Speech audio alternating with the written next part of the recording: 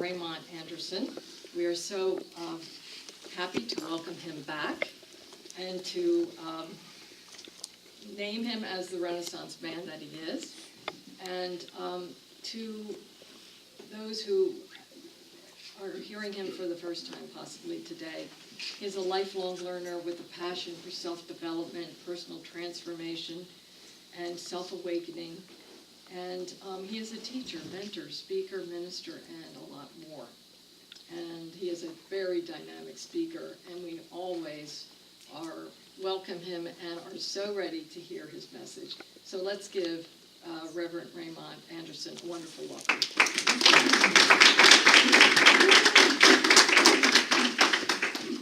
Thank you very much. So how is everyone today? So I don't know how much you know already about how, CSL and the Home Office, how they come up with, there's a theme for the year, and then there's a theme for the month, and certain themes for the week. And so, I get the message, get the email, and it's Mother's Day. But we're going to talk about creativity for the month, and this particular day we're going to talk about fear. So you want to talk about Mother's Day fear. Well, I guess I could tell stories about how I used to be afraid of my mother, but that's not really what we're supposed to be talking about. So anyhow, so I go into prayer and meditation, and of course, stuff comes because Spirit always, comes through. So I got this idea that because I grew up and eventually was diagnosed as someone experiencing PTSD because of how I grew up, I realized that there was this ever haunting thing in the back of my mind somewhere of what I used to be terrified of. Like fear was a constant thing with me all the time. And I don't remember, there was a movie, and I don't remember what the movie was, but I remember how the movie opened and there was this one frame and this quote. And it said, "You cannot hide from your fears. They are a part of you. They know where you're hiding." And it's like, wow. Because, and what comes to my mind is, my wonderful sister, whenever something, spooky movie or whatever, and she gets, scared, Tracy takes a hood or a blanket and covers her head. And there used to be a cartoon that came on in the 70s or 80s called Manila Gorilla. And she would sing the theme song to that. He's in the window, gorilla full of charm. And it's this idea that if I cover up myself, that which I fear cannot find me. When we go through our lives, especially when we get into spiritual teaching, we go through our lives and we think that these things that we are afraid of, if we deny them and we push them away, then they will cease to be. But the interesting thing is, what if the very things that we are afraid of are the spiritual teachers? What if the things that we are afraid of, what if that is the guru? What if that is the thing that we are supposed to embrace and look straight in the eye and face? Why is it that in Catholicism, when they are doing an exorcism, the priest must get the possessed individual, must get the demon in the possessed individual to say its name? The moment the priest can get the demon to say its name meaning the nature of a thing, the priest can use the nature of it to cast it out. But the priest must look at the thing dead square in the eyes and call it for what it is, a lie. And call it forth to speak its truth of what is its name, what is its nature, and then use that. Why did in the Bible, why did Job say, the very thing that I have feared the most, that which I have, why is that what came upon me? Because we spend all of this time trying to,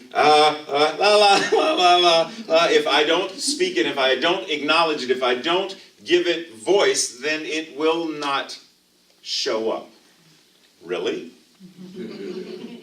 Really? Do we really believe that? Do we really believe that if I don't talk about it, then it ceases to exist? Because if that was the case, then racism would be gone. Because most of the people in America don't talk about it. No one goes into Chick-fil-A and says, yes, can I have the waffle fries in an order of homophobia and racism, please? Thank you. Like, no one does that. We don't call it forth and order it, but it shows up in experiences. Why? Because it is still boiling here, because we will not address it and talk about it. So what if the thing that we are afraid of is the teacher? The founder of Seiho no I. Anybody familiar with that? Seiho no I is the Japanese version of what we do. So Fenwick Holmes taught Mahiro Taniguchi science of mind, and Taniguchi went back to Japan and created a Japanese version of this philosophy. And one of the things he says in one of his books is, don't try, because what we do as humans, is we try to, I don't want to be responsible for that. I don't want more responsibility. I want to be as responsible, free. I don't know, I don't want more responsibility. Like, we try to get stuff off our plates. But one of the things he says is, get more responsibility. Take on more. Because when you take on more, you are going to be called to become greater.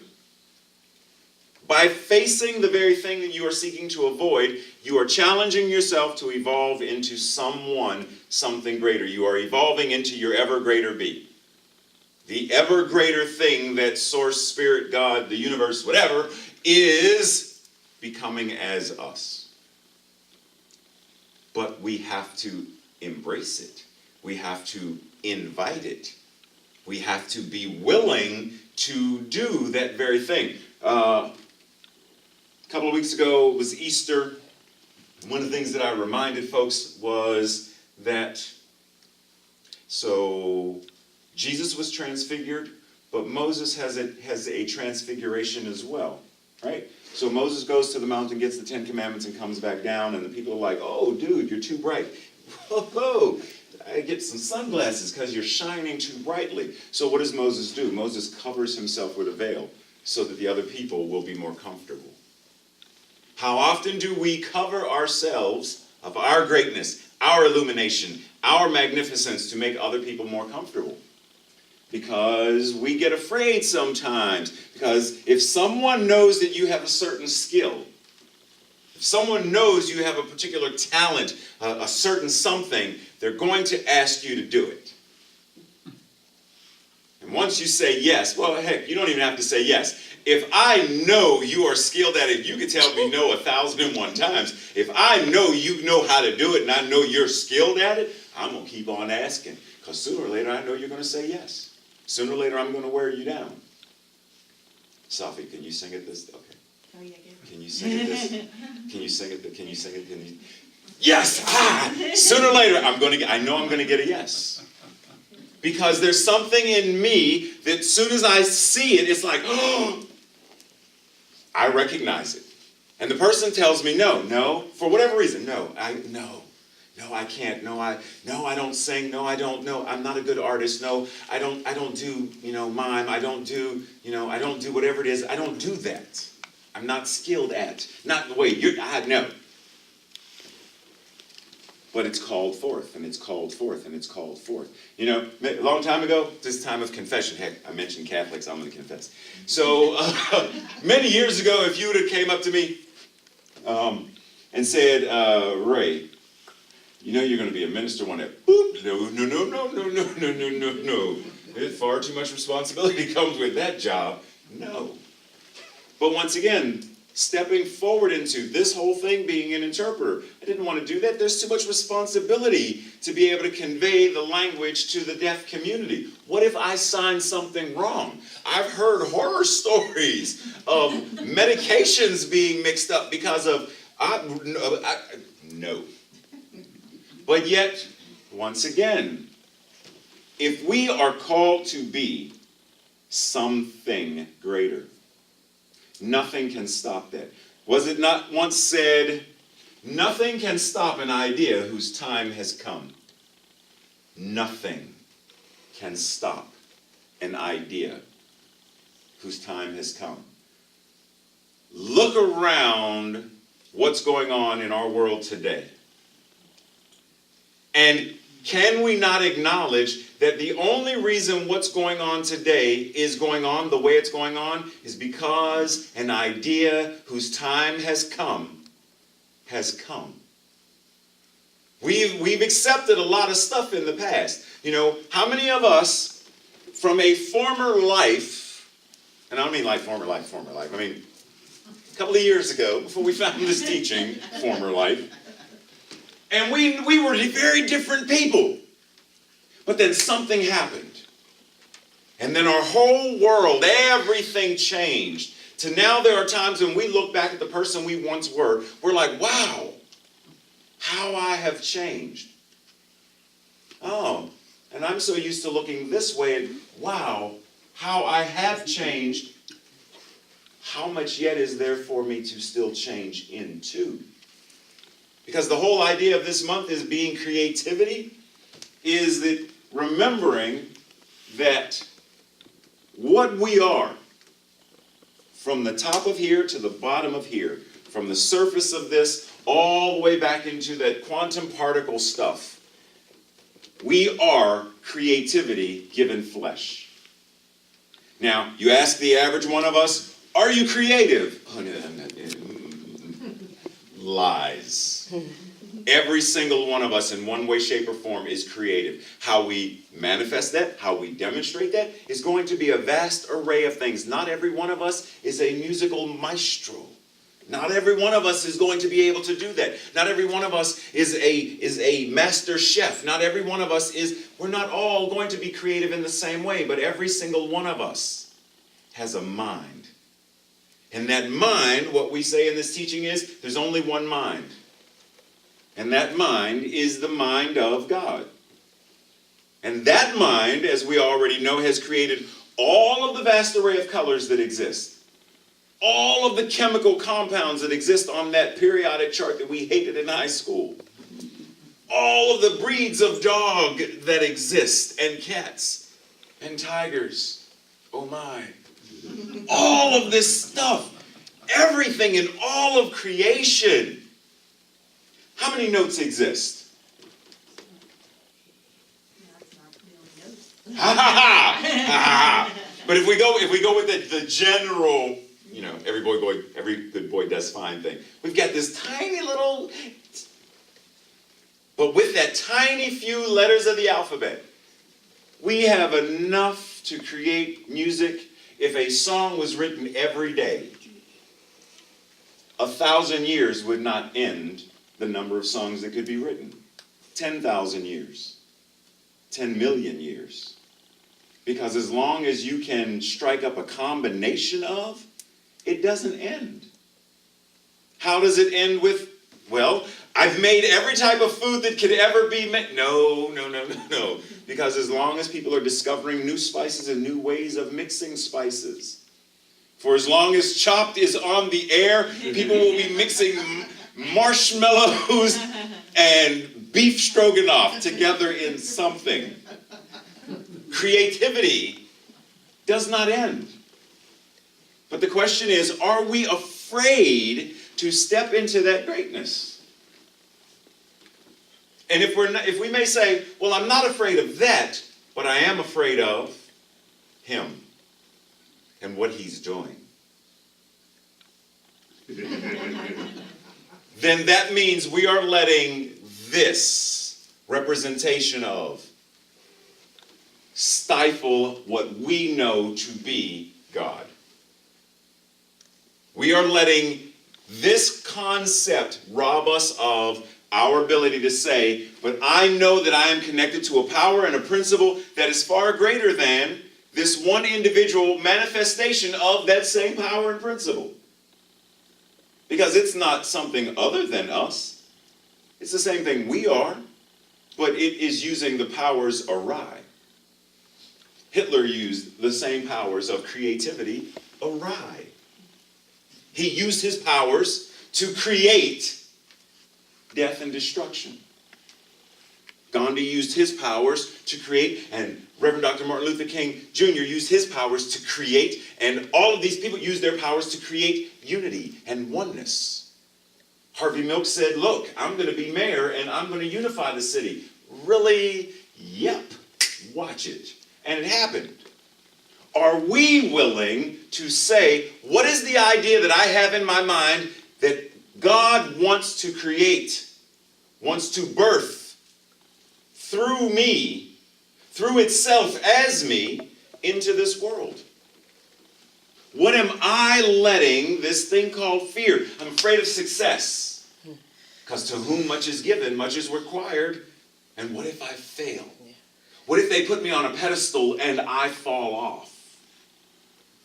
Then you build a new pedestal and climb up on. If that's where your position is, if it's meant to be a pedestal, maybe it's not meant to be a pedestal at all. Maybe you got knocked off the pedestal because you're not supposed to be on a pedestal at all. Because if you're on a pedestal, you're a statue. Yesterday, Tracy and I went to Delaware to visit my oldest son, daughter-in-law, and their 3 grandkids. And as we're driving to their home, there's a community, and it says, there's a sign that says, something. An active adult community. So it says, an active adult community. And I said, that's obvious, because if it was an inactive adult community, it would be a cemetery. So that's obvious. And then we drove a little further, we passed the cemetery, and I said, Tracy, look, it's an inactive adult community. If you're on a pedestal, you are a statue and you are not moving. You are not changing anything. You are not transforming anything. Venus de Milo.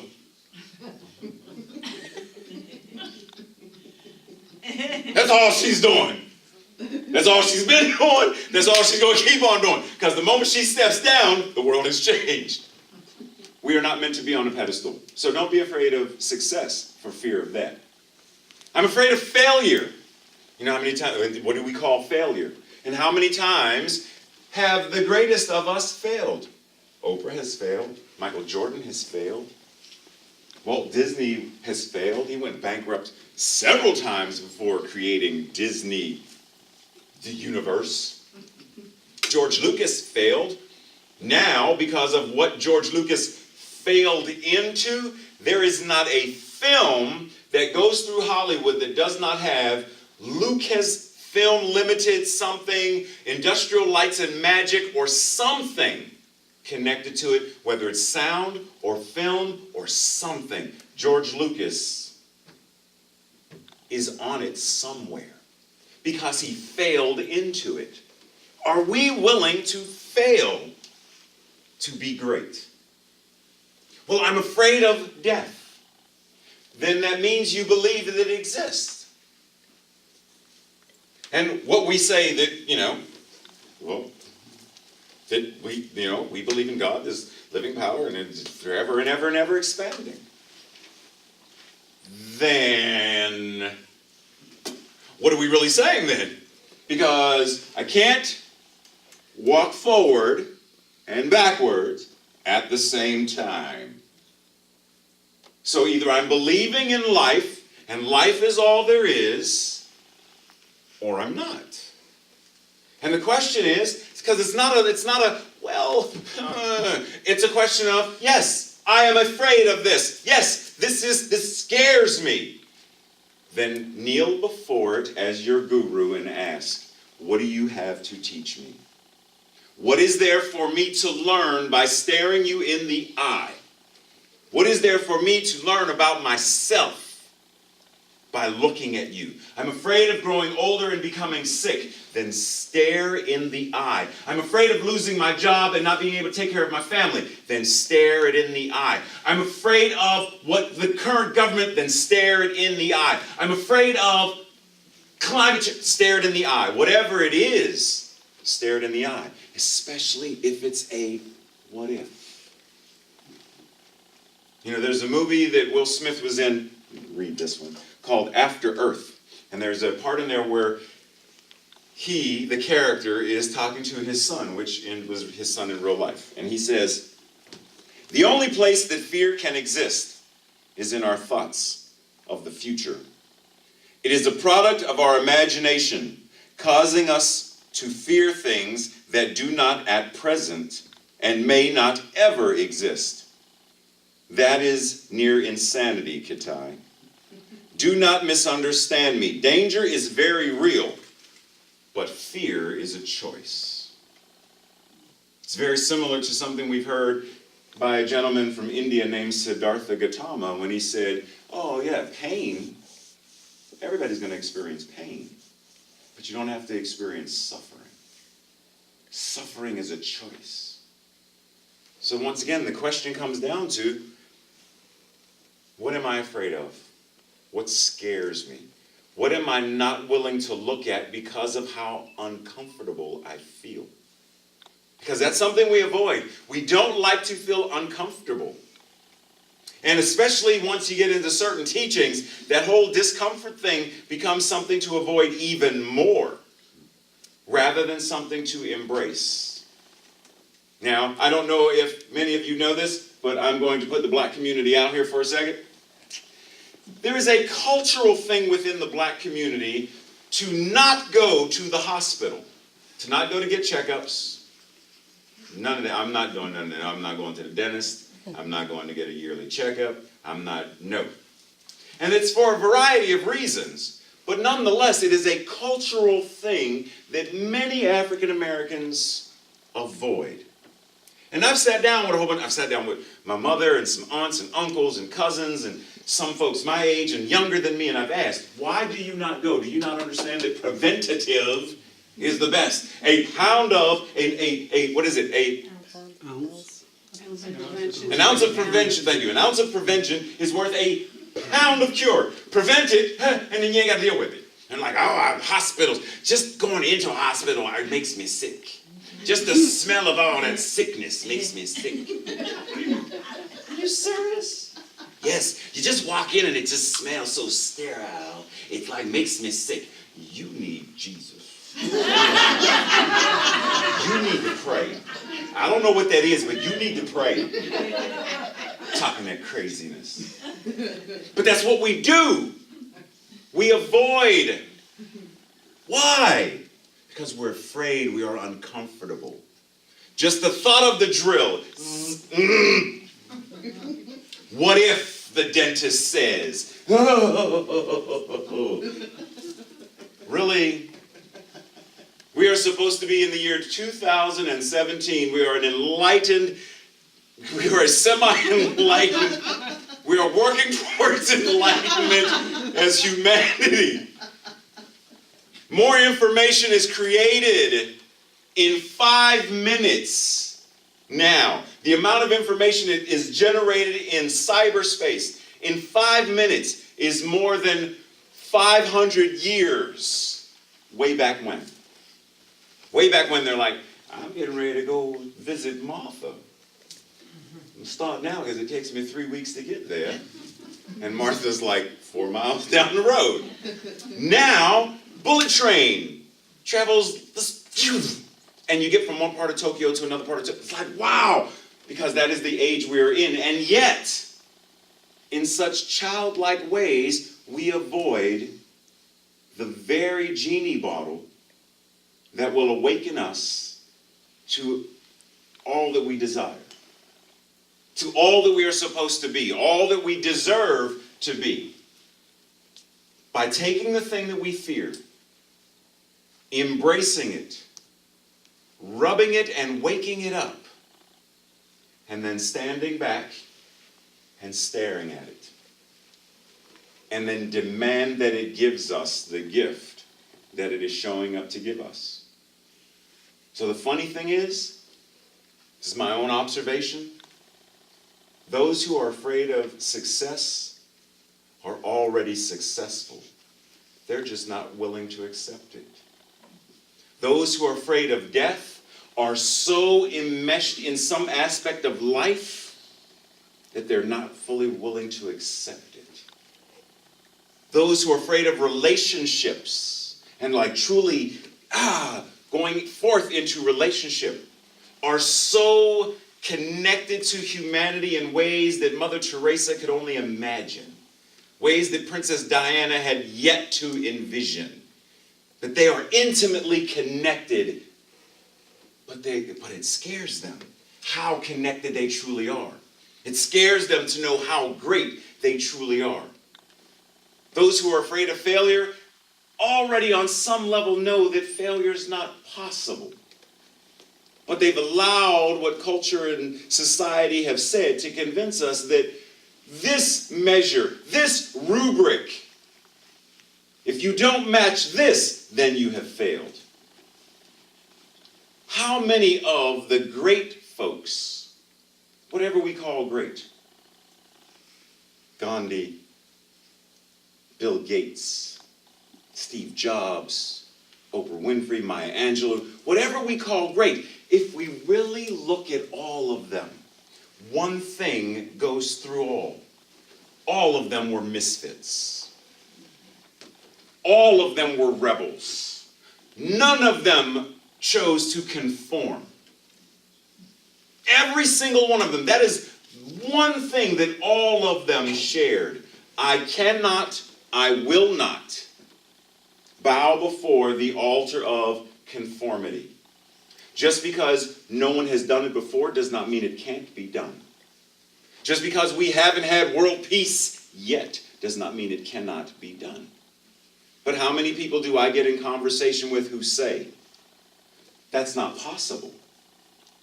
It's not possible in your mind, in your consciousness, and you are planting that out into the mass consciousness because you choose not to believe it. Are you telling me that your imagination itself is not able to imagine global health care? That your mind, your imagination is not able to imagine like children. Children could imagine all, Mommy, run, there's a dinosaur. It's the broom. Okay, but for them in that moment, it is a dinosaur, and they make it believable, like where? You find out something escaped from the museum, I don't know, because they make it believable, because they buy into their imagination. Are you telling me that we have become so adult-ish that we cannot dream a world that is far better than what we are accepting, seeing, and allowing now? Or is it that we are too afraid to dream a world that works for all? Are we afraid to see ourselves in one another? Are we afraid to truly know that that which is divine as me, in me, with me, through me, sees itself in you, and it bows to itself, humbly, compassionately, lovingly? I challenge us this Mother's Day, this day of the divine feminine, the day of acknowledging and recognizing our ability to birth, our ability to raise, our ability to nurture a new world by creating a new life of and within ourselves, knowing that we don't live in a vacuum, and that as each and every one of us changes and transforms, it has no choice but to make other people, because we're contagious. Once you've got love, so do you. So do you. And then we go out, and when other people get near us, ooh, wow, I feel more loving now. Yep, because I'm contagious. Are we willing to do that? Let's treat. In this moment of allowing ourselves to simply be grounded in this breath, knowing that in this breath, this divine and holy ruach, the divine breath of life, the breath of God, we are connected, we are unified. Knowing that in this moment, that which is. Love is all there is. This one power and one presence is all there is. It is right here, right now, in this breath. And in acknowledging that it is in this breath, I know that it is in me, with me, moving through me and throughout all of creation, and showing up as me in this individualized, personified flesh. God is, the divine is, light is, love is. And what is true for me must be true for everyone in this room. God is. Love is. Magnificence is. Beauty is. Creativity and imagination is. And what I know is that as I make use of and access this divine power, that my life changes. It transforms, and I am transmogrified. So my eyes are only attuned to seeing a world of love, a world of peace, a world of unity, a world of equality and equanimity, a world of health and well-being. And knowing that this is what my eyes see, this is what my body experiences, this is what my mind thinks, this is what my word utters and declares, and this is what I walk. That's how powerful we are. So in gratitude, I place this word into the law, knowing that it is done accordingly. For as we believe, the mind of God, the law, receives the direct impress of our thoughts and acts upon it. So I place it there, knowing that it is already demonstrating, manifesting, and showing up in our life experience accordingly. Released in gratitude with expectation of. I know that it is so, and so it is. And so it is.